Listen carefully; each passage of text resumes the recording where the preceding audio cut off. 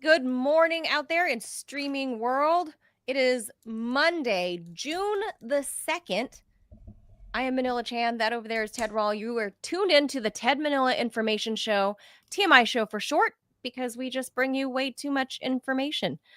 We are live Monday through Friday, 10 a.m. Eastern time. So please be sure to like and follow this show wherever you are catching this content. I hope it catches and spreads like an STD, Ted.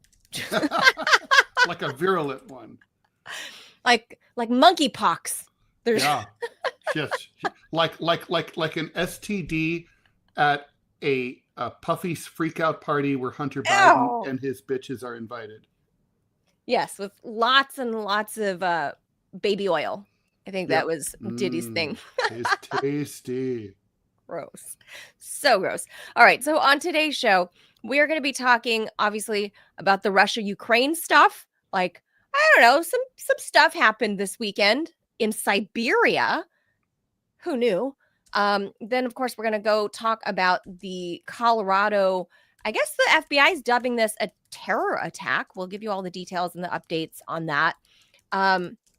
Also, this supposed new Iran nuclear deal that the president says he sent, the U.S. president, that is, sent to the Iranians, which to me sounds like another JCPOA, but whatever. And of course, the surprise victory in Poland, where a pro-Trump, I mean, really, that's what he is, the pro-Trump candidate, the right-wing candidate, won the election there, and what this means for the EU. And if you didn't guess, probably not a good sign for the EU. So we'll tell you all about that coming up here. So with that, we're going to try to keep the show under an hour, just FYI, guys, because we should always be doing. We should. We've been aiming for that, but we're getting better at it now. So with that in mind, we're just giving you guys a heads up. So with that, let's head over to the actual news. So thank you guys for joining. Lots to come. Here we go. Manila. So the second round of peace talks between Russia and Ukraine begin today, even as we're speaking right now, going on in Istanbul with the Turkish government of Erdogan brokering those talks.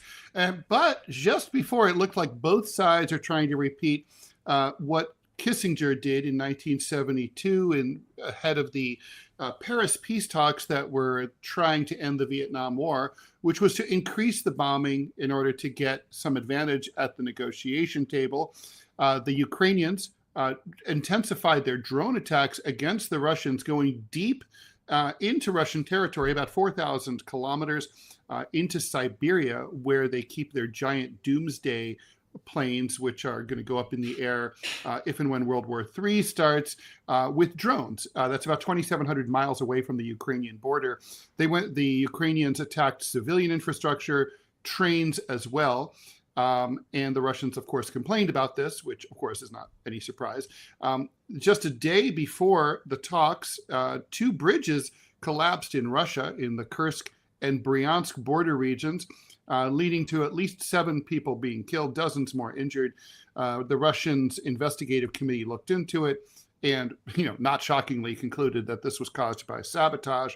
At the same time, the drones went after Siberia in the Murmansk region, up in the Arctic Circle, in the Irkutsk region, and Amur region in the Far East, where everyone looks Asian, although Americans don't know that. In response to the Ukrainian attacks, the Russians retaliated by attacking various defense industry buildings, as well as military assembly points and warehouses. Bloggers in Russia and analysts say that the Ukrainians may be just trying to show the West, I would agree with this analysis, that it can keep fighting and that they're not completely beaten, and obviously to try to shake up the Russian population, although I think at this point it's probably a little late for that. On Sunday, yesterday, the Russians, led by presidential aide Vladimir Medinsky, arrived in Istanbul. The Ukrainian team is headed by Defense Minister Rustem Umerov. Reuters says that the Ukrainians want a 30-day unconditional ceasefire, prisoners exchanges along the same lines as before. Basically, all the POWs would go back in the end, and the return of Ukrainian children from areas held by Russia. That's going to be a problem, aiming for an eventual meeting between Putin and Zelensky. In the first round of talks in Istanbul back on May 16th, not much really happened, but 1,000 prisoners did get exchanged by both sides. Then they said, okay, when they left, they said, okay, each side is meant to draft their proposals for today. And the Ukrainians released theirs in public. The Russians obviously have theirs, but they haven't published it. Last week, Dmitry Peskov, spokesperson for the Kremlin, clarified that Putin is totally okay with holding high-level direct talks with the Ukrainians, but he first wants to see some tangible progress in the lower-level negotiations that are going now. Also, I think, obviously reasonable. That I would probably feel the same way if I were him. So, but nobody's really expecting a lot to come out of this, Manila. This is sort of, and I got to say, I'm just generally opposed to this idea of like increasing bombing and attacks before peace talks, because all it does is it raises the temperature at a time when you're trying to cool the temperature. You don't want everyone to come in rip shit pissed over like the attacks that they just had over the weekend. You want them to come in like after a period of relative calm and come in and be like, okay, all right, we're going to have to live side by side. We lived side by side before. We're going to have to learn to get along. And, so I don't know. It seems like the Ukrainians are more responsible for raising the temperature here than the Russians by far. And, also I'm really interested to see the Russians are now going to track which Russian traders basically allowed the Ukrainian trucks to be smuggled all the way, carrying those drones all the way up to Siberia. That had to have been done with some Russians who were paid off. And they're going to be found, and it's not going to be pretty for them. Yeah. So I agree with you with the whole assessment of, the timing of this leading up, like 48 hours leading up to these planned second round of lower level peace talks. Who on Russia's side would want something like that? It's obviously, I don't think that the Russian delegation is doing anything different than, as far as the SMO goes. They've just been trudging along. The Ukrainians, on the other hand, they're the ones that want to keep the war going because the grift is completely contingent on a continuation of war. This twat waffle that we're looking at here, he's the guy that's over here being egged on by the European Union. They want to continue the grift while President Trump is the one, and JD Vance also, saying that we need to stop pouring good money after bad. This guy, I don't know where President Trump actually stands anymore in, what he thinks this guy actually is. Zelensky, of course, that's who I'm talking about if you're not able to see the video. But he's over here on air praising the drone attacks, which I can't believe somehow managed to go over 2,000 miles into Russian territory into Siberia. I mean, Well, they didn't. The drones don't travel that far. sorry.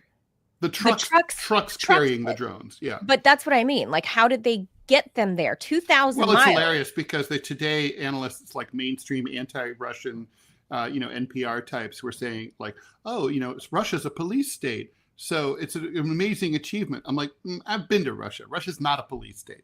And they're like, Israel's a police state. Okay. But like the checks everywhere. And Russia's, I mean, you can travel vast distances in Russia and not be fucked with by the authorities at all. So obviously what happened is it got through the border.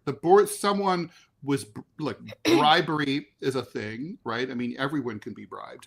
And nation states have big money. I mean, can you imagine 10 grand slipped to a border guard? It's going to change his life. So, they looked the other way, or they just whatever, they smuggled it through. It's a big achievement. It's not quite as big an accomplishment as like the pager attacks against Hezbollah that were carried out, by the Mossad, but it's pretty impressive.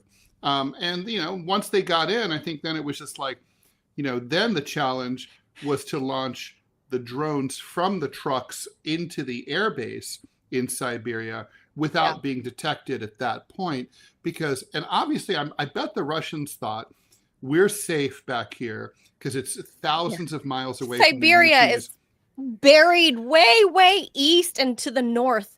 I mean, Siberia is actually a word for places that are remote. Like if you go to a restaurant and they put you at a table way far away from the action, you're like, oh, I'm out here in Siberia, right? So literally, Siberia is the OG Siberia. So like it's the original BFE, as it were. And Ted, I should point out my according to my 23andMe, my grandmother was right that our ancestors hailed from Siberia. Oh wow. I was like a small percentage Siberian. You're hardy stock. You should be live to be 120. Not my particular family. They're the ones that die of everything. God, the Siberians. They're that. I remember seeing like back when I was a kid, and during the Cold War, like some documentary about life in a Siberian town, and I never forgot like the babushkas carrying away a block of frozen milk, like from the store, like from a handle. Okay, it was like you don't need a container because it's its own container. It's a block Cubo milk, right? So I mean, the thing is so I think that what this is it shows. I'm sure there's going to be some repercussions in the Russian Defense Ministry where they're going to say like, look, we've got to up.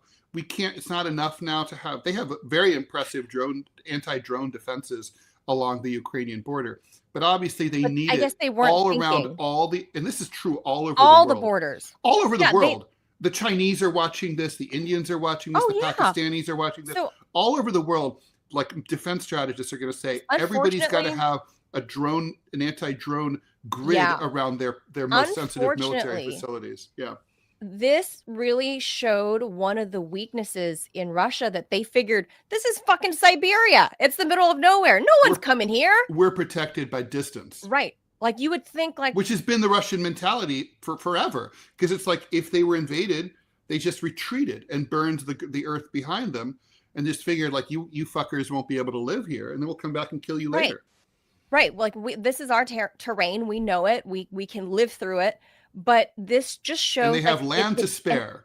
Kind of an open border area. I did a Google Earth thing looking around the area and I'm kind of like, well, I mean, if you get past wherever that last checkpoint is, right? And you just can kind of drive, like you can just, that's it. Like you're free to go. Like as long as you get past that one border check, wherever that is, it's a free for all.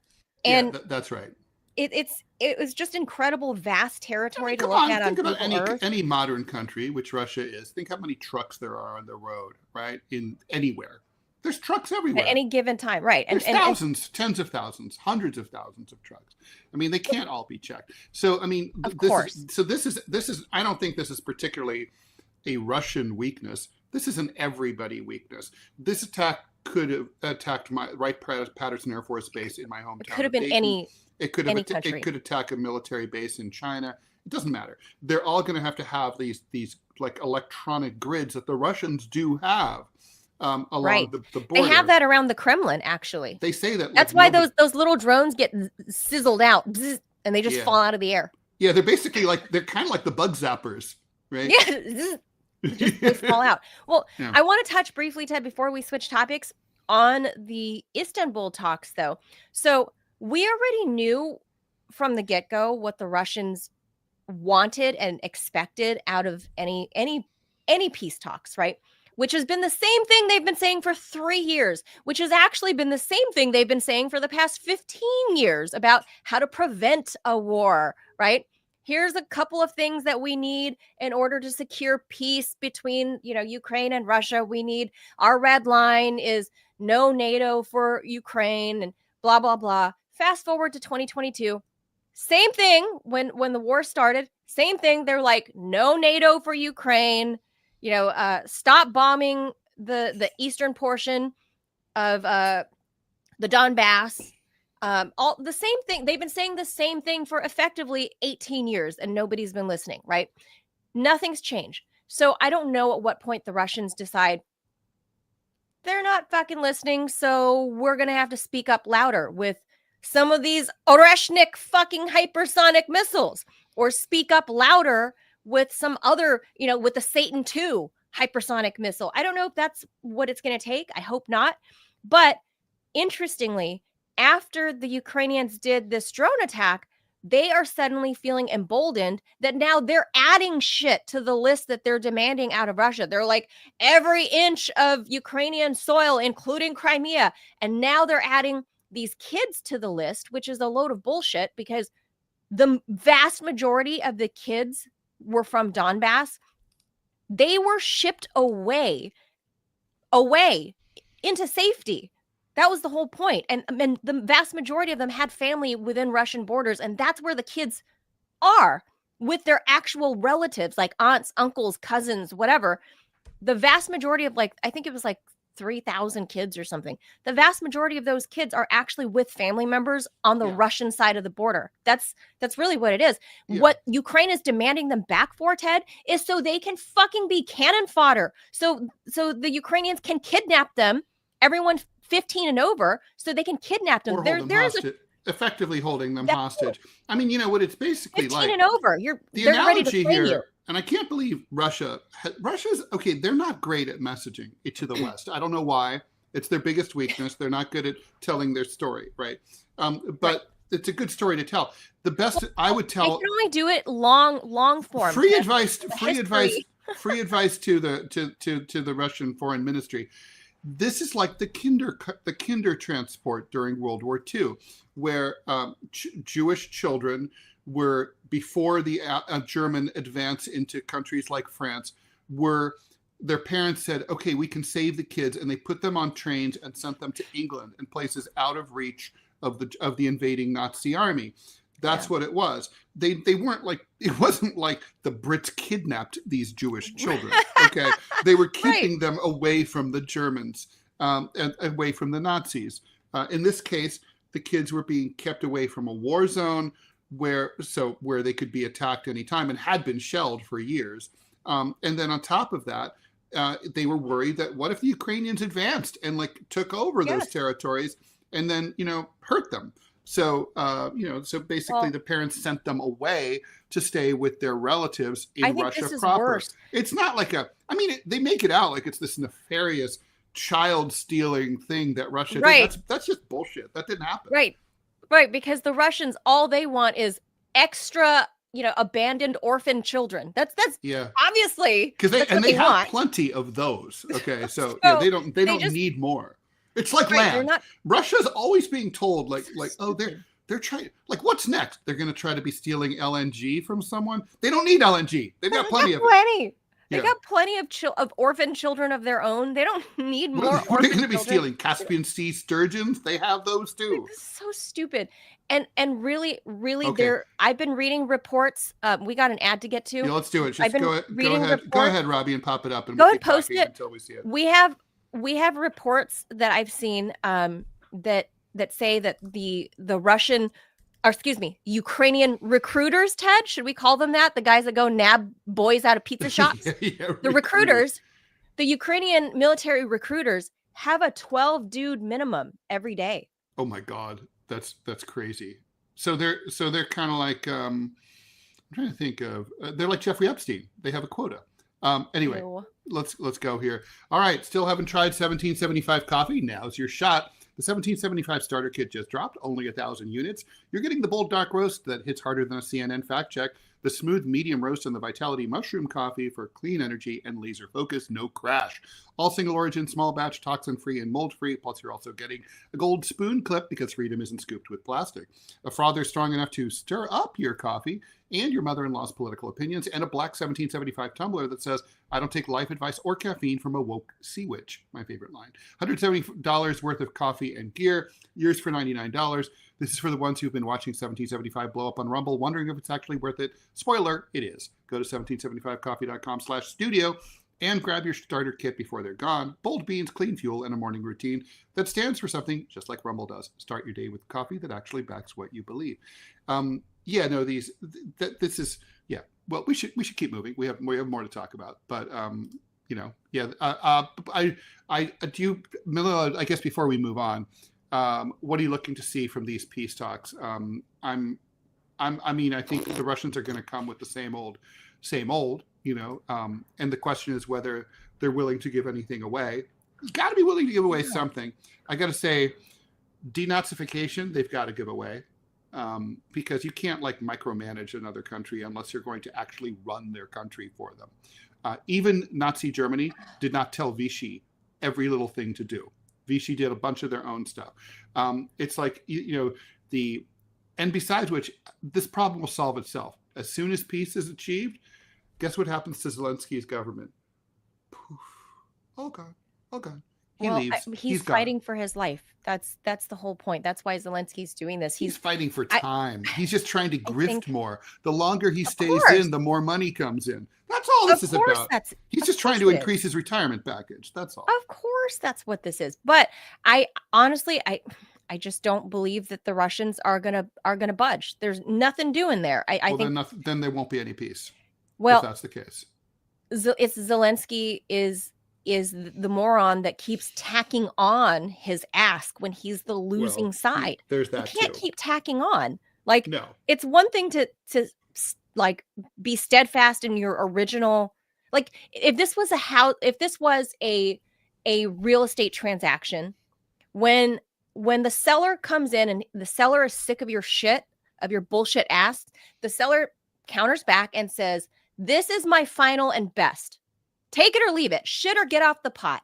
That's the transaction. Or vice versa. The buyer, sometimes if you really want the property. Sometimes the buyer, it's the other way around, where the buyer is taking too much shit from the seller. But in this instance, the buyer is Zelensky. He's trying, right? If he supposedly wants peace, he wants to end the bloodshed. No, he doesn't want peace at all. He doesn't. No, but he Donald says Trump wants peace, and Donald Trump is breathing down Zelensky's neck. That's what this is all about. That's true.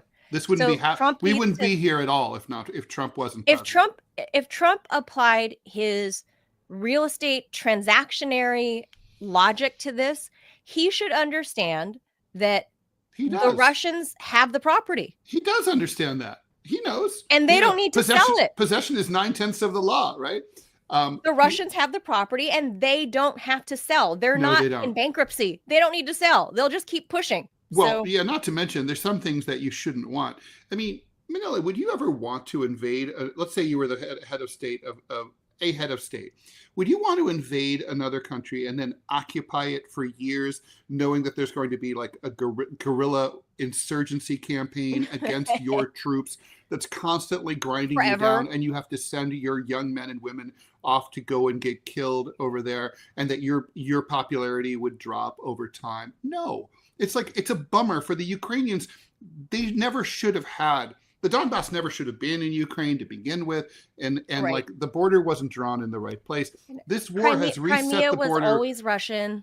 This has reset the border to where it should have been in 1991. Right. So this is like, you know, I mean, wars. They say that like violence doesn't solve anything. Quite to the contrary, violence has solved many problems, and this is one. And this is one of them. All right, let's just keep going here. And this is obviously the big story of the day. Not that the Russia thing is not important. A man with a makeshift flamethrower yelled "Free Palestine" and hurled an incendiary device, aka a Molotov cocktail, into a group of people that had assembled to raise attention for the Israeli hostages still being held in Gaza. 8 people have been injured, some with some pretty severe burns.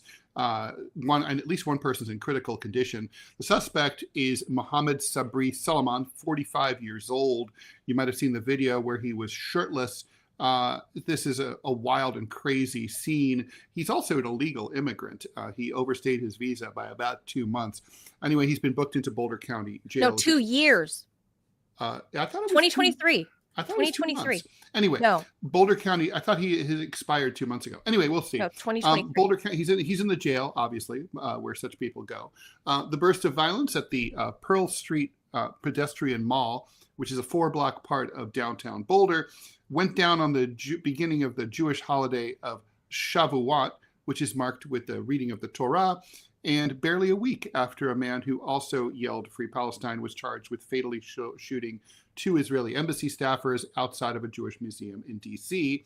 Benjamin Netanyahu said that he, his wife, and all of Israel were praying for a full recovery, wounded in the vicious terror attack. This attack, he said, was aimed against peaceful people who wished to express their solidarity with the hostages held by Hamas. That part's all true. Simply because they were Jews, Netanyahu's making that part up. He does not know that at all. Maybe that's true, but we don't know. Alex Osante of San Diego was key witness, and he captured the video. He was eating lunch at a restaurant outside the pedestrian mall when he heard the bottle break on the ground with the Molotov cocktail, a boom as it exploded, followed by people yelling and screaming. In his video, people were seen pouring water on a woman lying on the ground. A man who later identified himself as an Israeli ran up to the video guy asking for some water to help.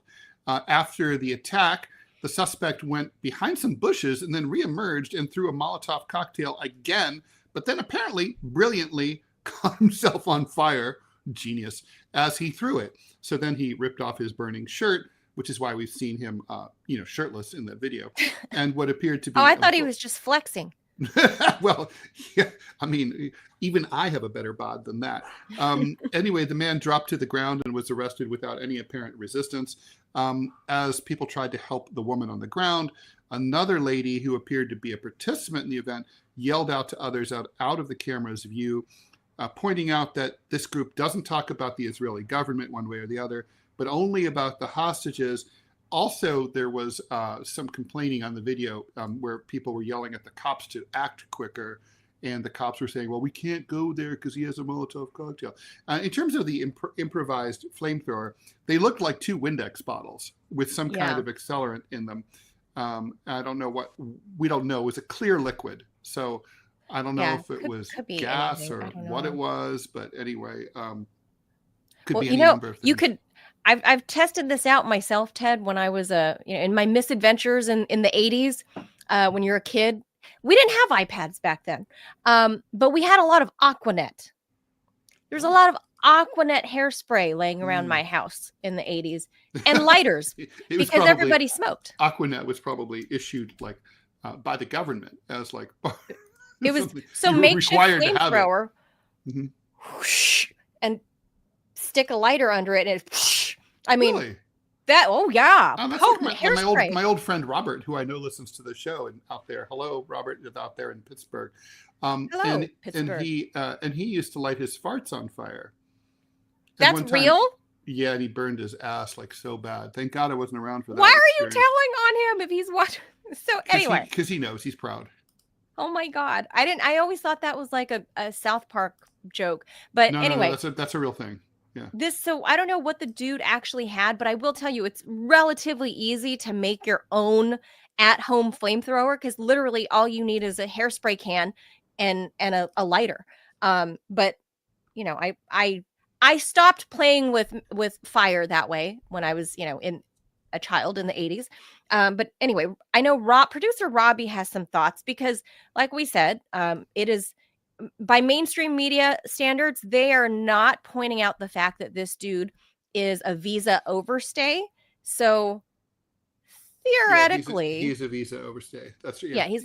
I mean, by definition, he's not really an illegal immigrant. Not really the right word, but he has illegal status in the United States. Right. If you're overstaying by 2 years, I think you have decided you're going to try to live here, Ted. I think clearly. that's pretty Clearly. obviously. So I'm gonna pop Robbie on there too, because I know Robbie's got some thoughts.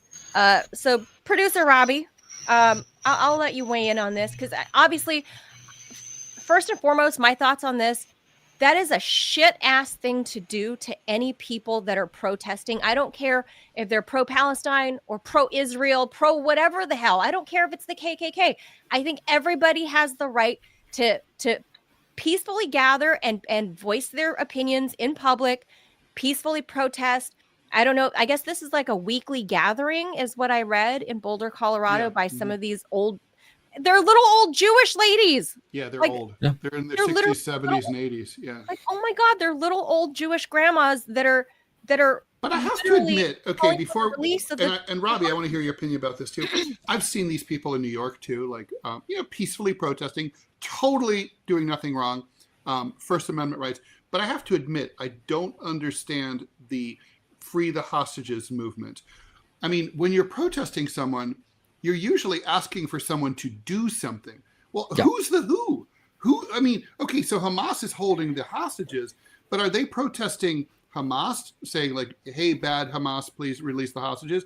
Or are they protesting the Israeli government for bombing the place where the hostages are being held, thus reducing the chance of them being released?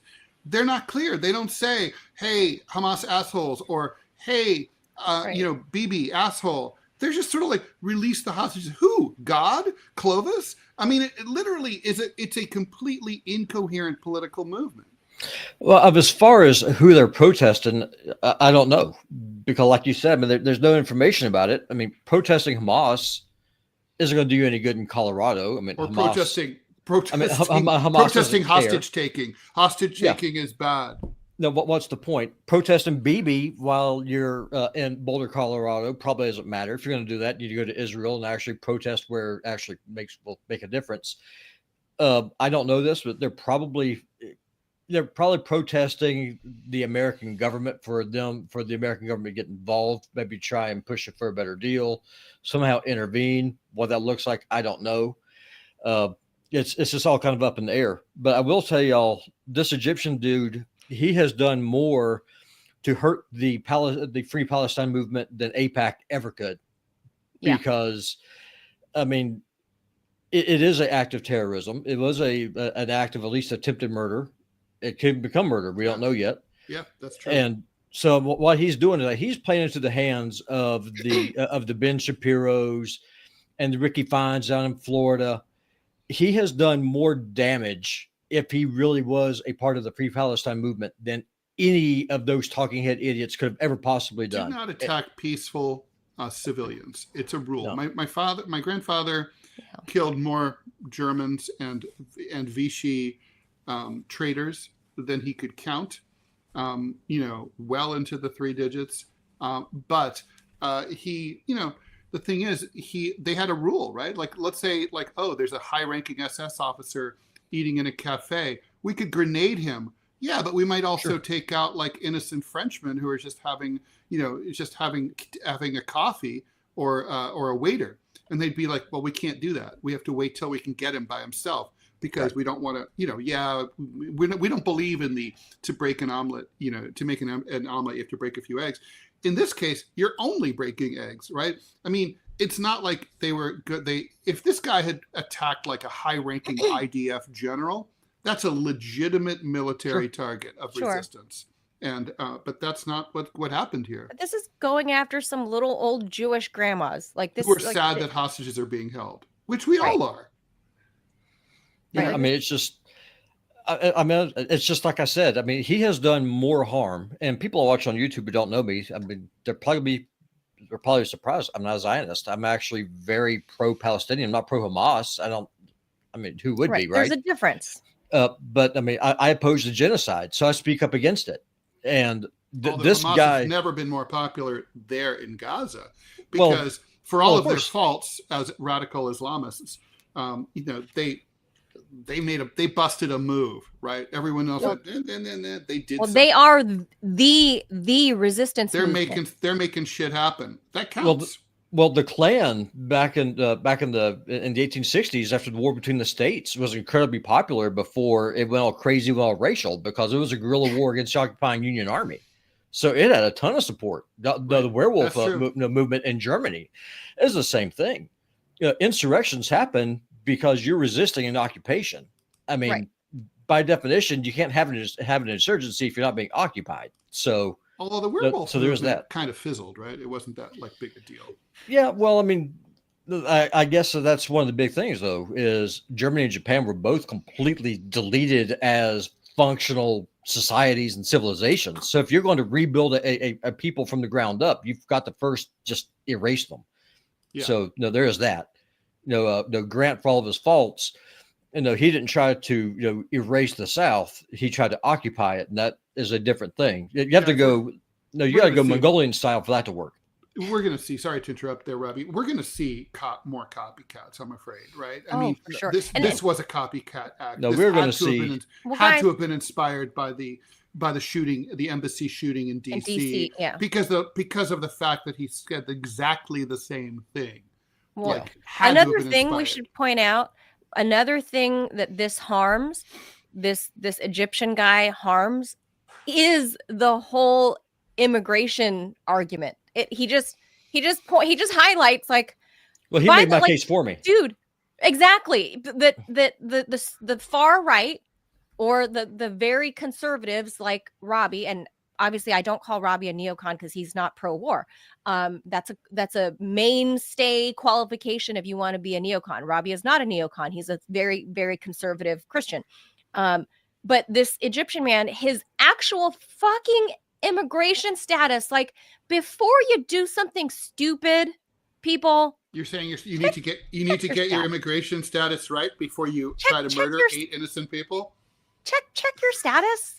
I mean, seriously, like if you're going to do something dumb, like that's going to make national and international headlines, can you also not demonize every other immigrant that's here? Like, let's say the quiet part out loud, though. I mean, look, I don't know anything about this guy, but I'm going to assume that he's not quite right psychologically because you probably wouldn't do something like that if you were. I think you're just pissed off. I mean, if you're smart enough to come over, and that picture that this house showed, I mean, there is nothing that encapsulates the ineptitude of the American Democratic Party. Then you have an illegal Muslim immigrant firebomb old Jewish ladies in front of a tranny flag in Colorado.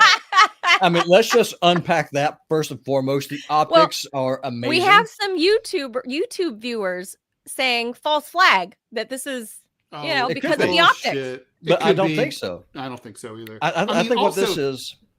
I think that what this is that this guy was pissed. I mean, this is the first genocide that we have actually been able to see happen in relatively real time because of people with cell phones and stuff. And he's Egyptian, so obviously for him this is very personal. Oh, very much so. It's right next door. No, then you have the Israelis trying to push the Gazans into Egypt, which is where this guy is from.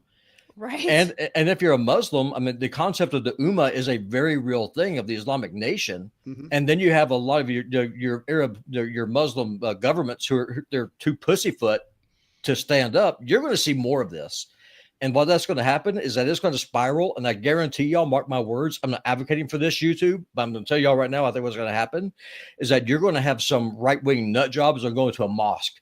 Or you're going to start having retaliation attacks, and this is not going to end well. That.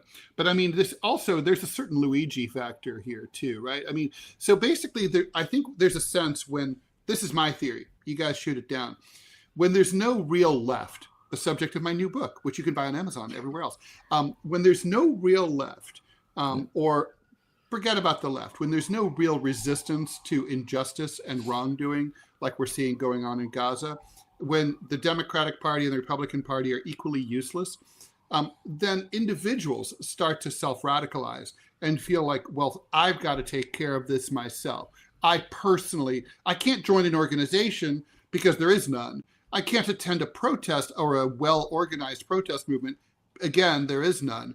So I'll do what I can. And they start to, some people who are just psychologically weak, other people who are not psychologically weak, but they tell themselves, I got to bust a move. I've got to do it. And some of them are crazy and some of them are not. It's sort of like what we saw during the Vietnam War, when the real protest movement sort of splintered in 1969, 1970, and then Weather Underground people be thinking, oh, there's only 500 of us, but we can personally start a revolution. They started robbing banks and holding up, armored cars and blowing up draft offices. They couldn't start a revolution with 500 people. But the point is that, like, they were desperate and they were so pissed off about the Vietnam War and they hated the capitalist system so much that they just were driven insane. This is the mistake that capitalism makes when they don't allow an outlet for legitimate protest. Well, it's worse than that, because it's not a case of the organizations being useless. It's a case of both political parties actively supporting it. Well, that's so. If they were useless, that would be one thing. That would be in this case, they are both enabling this. Yeah. And so, as a creature of the right, this really reminds me more of the attacks we used to see on abortion clinics. Because you have the Republicans saying, we're pro-life, we're going to shut this down. They never do. You have the Democrats outside supporting and actually celebrating the murder of unborn children. Well, we just had that guy in Riverside County in California, the guy that blew up the fertility clinic because he was anti-natalist. Yeah. Well, how many embryos? He's so pro-abortion.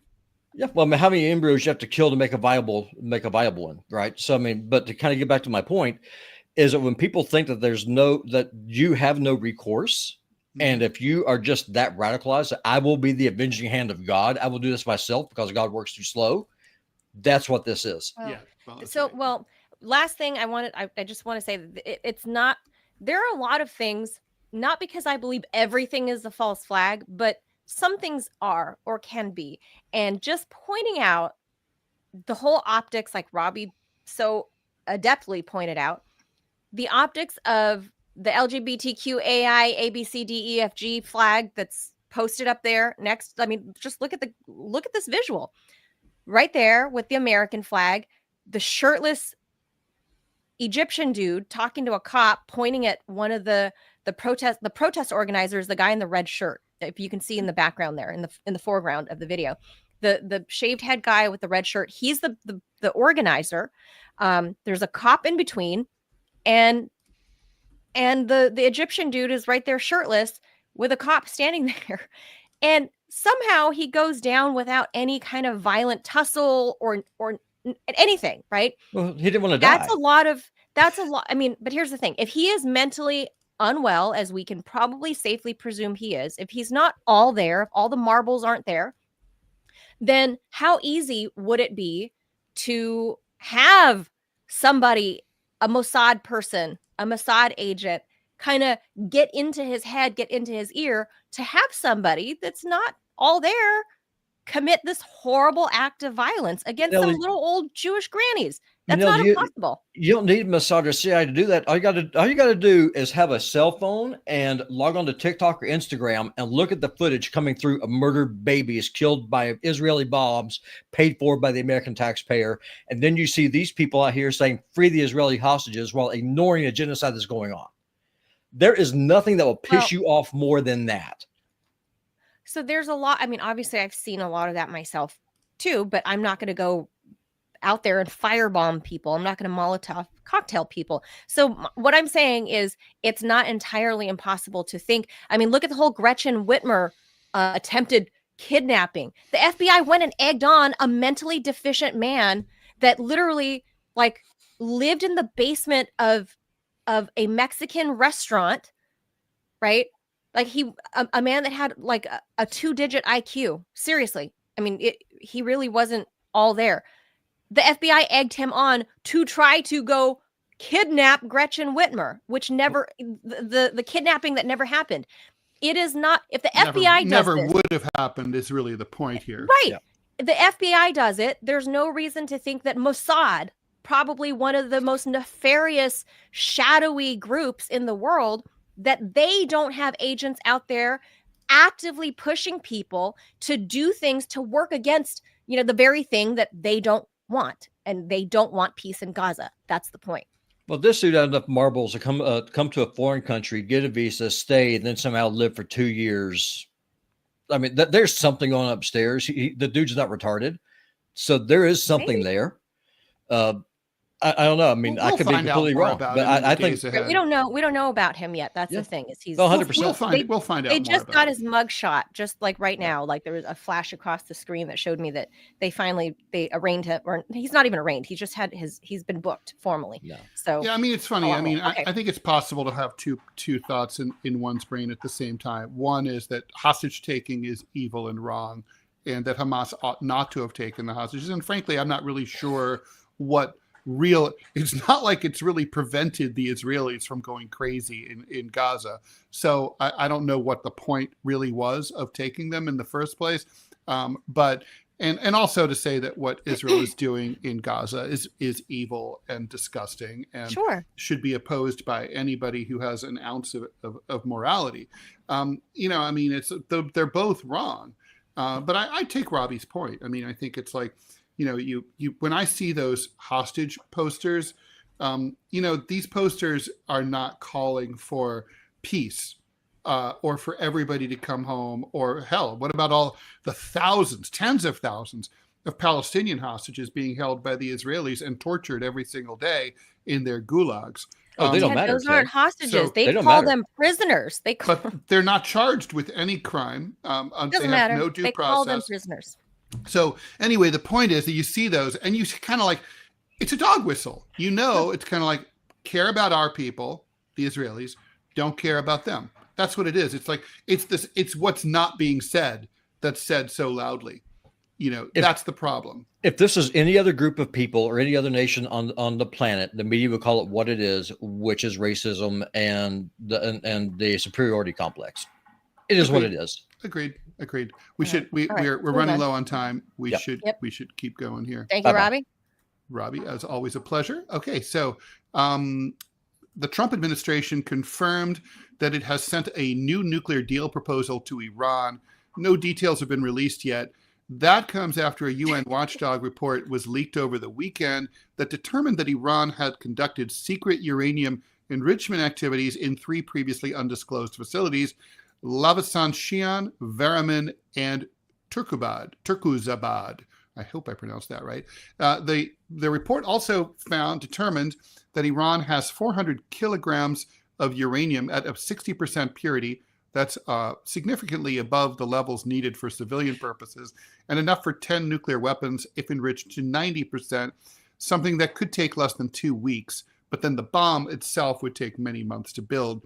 The IAEA, the International Atomic Energy Agency, which is in charge of monitoring countries like Iran since the early 2000s, did not find any evidence that Iran's program has slowed at all since restarting negotiations with the U.S. in April.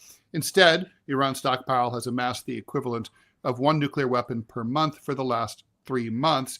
I don't know. I don't exactly see that as like a gotcha moment. I mean, if you don't have an agreement, you don't have an agreement, and you're not bound to do anything different. The U.S., the U.K., France, and Germany are all expected to refer the IAEA report to the UN Security Council. Israel has threatened to attack Iran's nuclear facilities if the U.S. negotiations with Iran fail. I don't know. I mean, it's like I could definitely see, kind of like I was saying about the Russia-Ukrainian negotiations. It's always good to sort of demonstrate some good behavior during your peace talks, but this is not quite the same, right? Iran's worried that it's going to get bombed by Israel, and they might be thinking we better enrich as much as we can while we can. Yeah, I'm a firm believer, one, in national sovereignty for any country. I don't care who they are. I think they should have their sovereignty. And part of the way to secure sovereignty is any kind of deterrent that you can get. And so if nukes are it, I'm not even a proponent of nuclear weapons in general. No, but they the should be fact banned is internationally. they exist. The fact is they exist. People have their hands on them, Israel being one of them as well. That's like the one that people never seem to talk about. But Israel has them. China has them. We have them. So North Korea has them, right? So, I mean, a couple of them. But still, if the no-cos didn't have them, they would have been absorbed into South Korea by now at this point, right? It's the fact that they do have them that keeps the invaders at bay. So for me, I mean, I'm again not a proponent of nuclear weapons, but you would be a fool to say that they don't act as a really, really good deterrent in order to keep your sovereignty safe from outside would-be invaders. So I think, honestly, I mean, America had its shot with the JCPOA, whether we liked it or not, whether Trump liked it or not. So what he did is, he ripped that apart in, what was it, 2018? No, maybe earlier, 17, when he tore that apart. And now it's boomeranging back and coming around to bite him in the ass. But at the same time, I gotta say, I think a part somewhere deep inside Trump's little cold Grinch heart is that he's kind of happy that Israel is pissed off about this.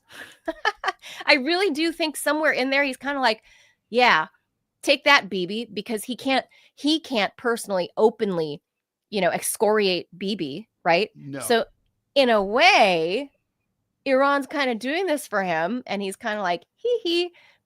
But that's the third rail that Trump cannot touch. So the fact that Iran's doing this, and whatever, fine. I think a part of him is kind of like, hee hee hee. Indeed.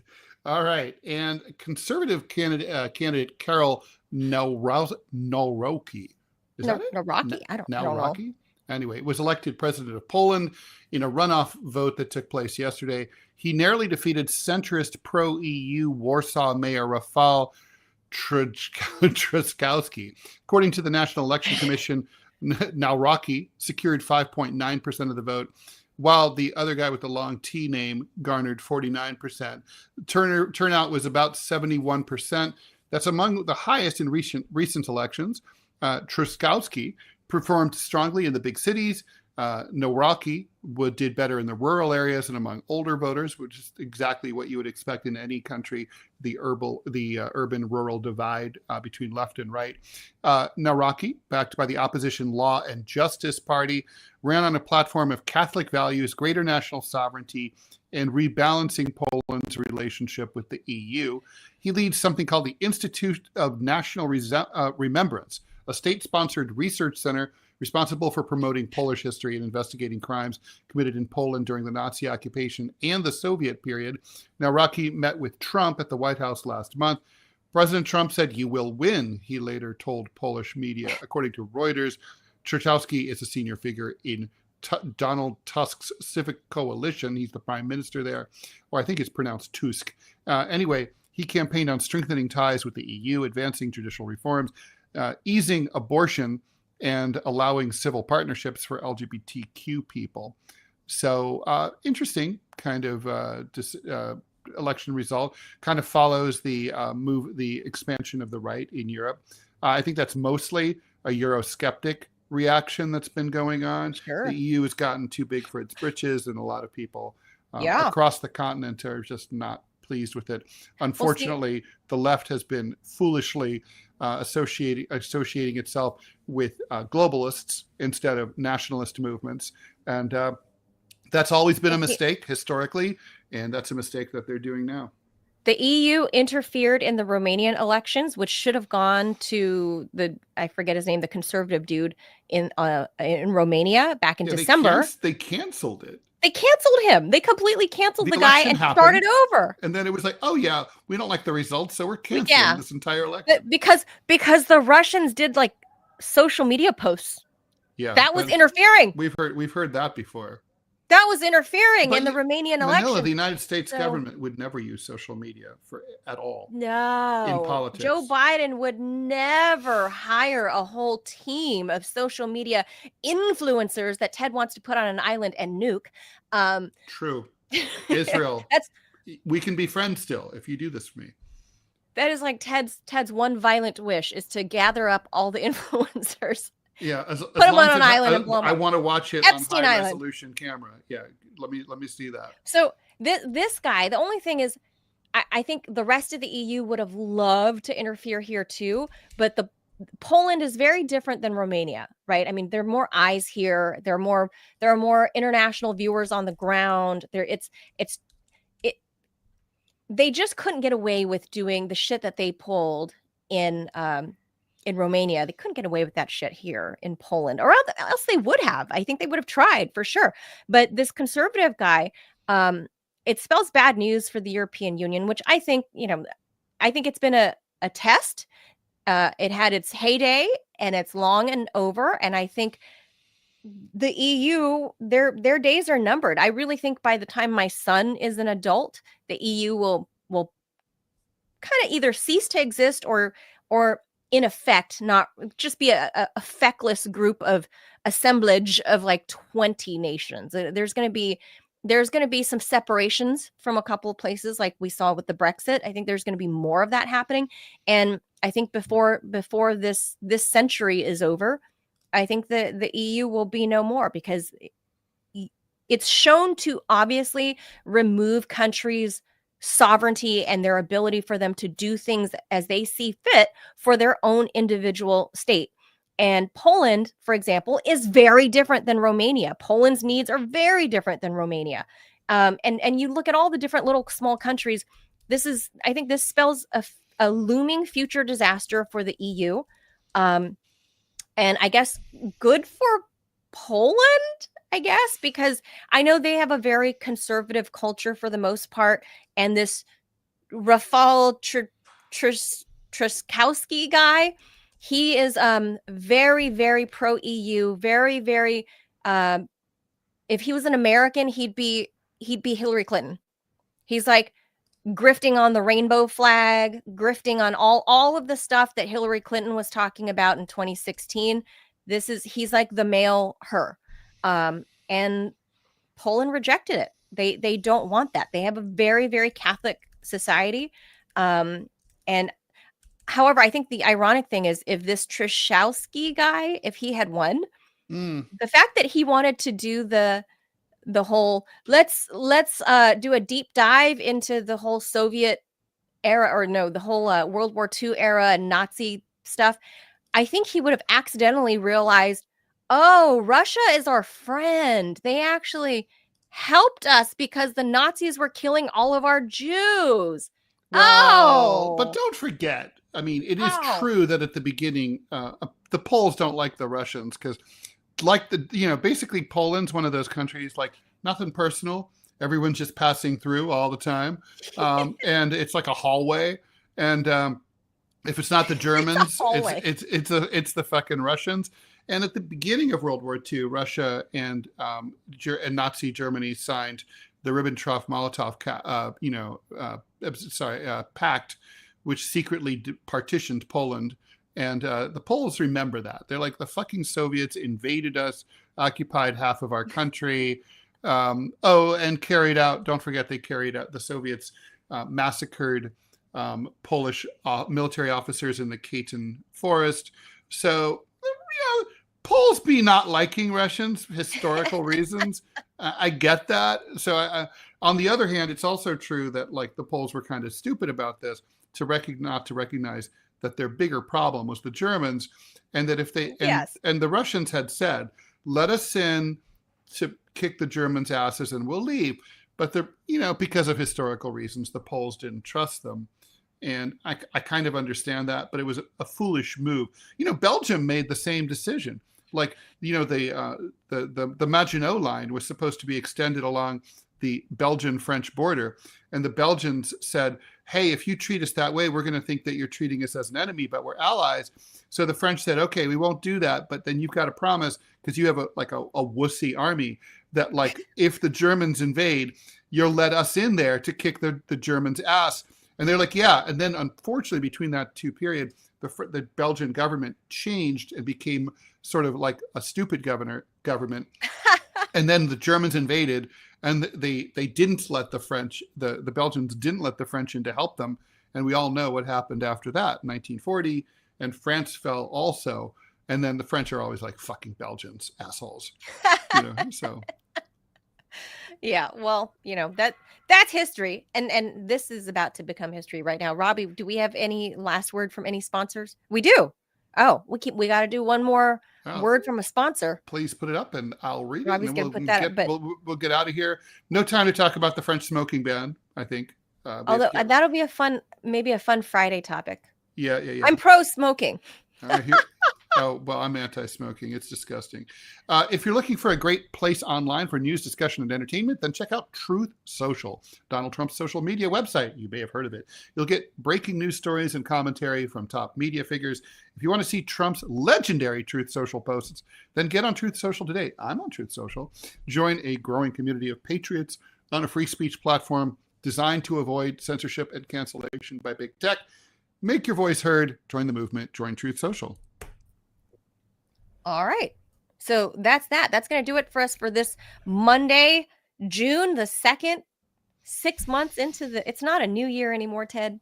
Halfway over. We're just about halfway over. Almost to Christmas already. Sorry. There's another line. There's one more that we're missing. Another INE. What's that? Ine. I love my Ine. We got another one. Robbie says we got another one. Oh, we lost it. It's gone. Okay, never mind. It's gone. All right.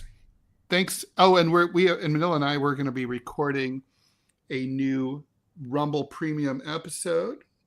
I don't know when we're releasing that. We're doing probably the end of this week. We're recording it next, and then so we're trying to figure out if we should do this like on Thursday or Saturday. Those are big. Thursday. Those are I think big Thursdays. days.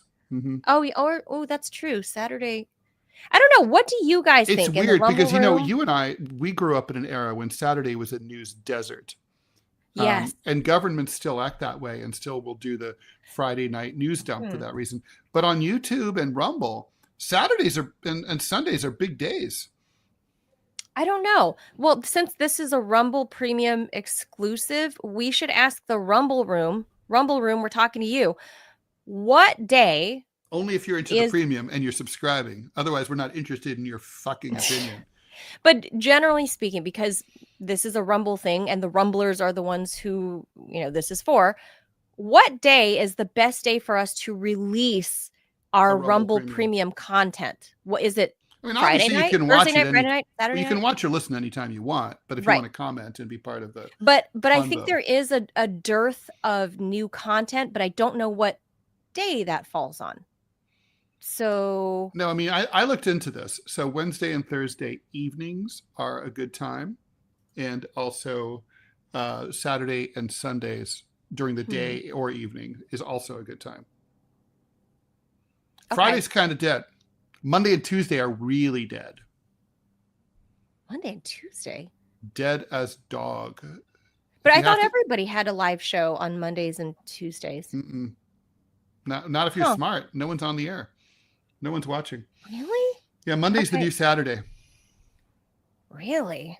Okay. Yeah. Well, we're obviously asking you guys for input because this is a Rumble thing. So the Rumblers, let us know the best day for us to drop our new Rumble Premium only content. Oh, and also let us know, YouTube and Rumblers, premium or non, which do you like better? Do you like the hard news analysis, or do you like the more fun, like random ass topics, weird random science, pop culture, whatever topics? Inbox us too. It's right there on the screen. TMI Show question, one singular, TMI Show question at yahoo.com. give us your comment or drop it in the comments. Drop whatever. Let us know your opinion. What days are the best days to drop the premium content on Rumble? And what topics do you guys prefer for even the live show? Like, do you prefer that we do a lot of hard news like we did today, like serious stuff? Or do you guys think we should sprinkle in a full episode of random ass off the beaten path news that are science, that are relationships, that are whatever? Let us know your comments, because Ted and I, we really do, and Robbie too, we all have a vast range of interests, and we would love to cover everything, but we just don't obviously have that kind of time. So we're trying to figure out how to compartmentalize it and when to show it to you. As the Kinks would say, we want to give the people what they want. So there's that. So a lot of ways to contact us. Thank you for tuning in. We'll see you again here tomorrow, 10 a.m. Eastern. Adios, amigos. Thanks for being here. Bye, Mel. I'll see you in 24 minutes. See you in a few.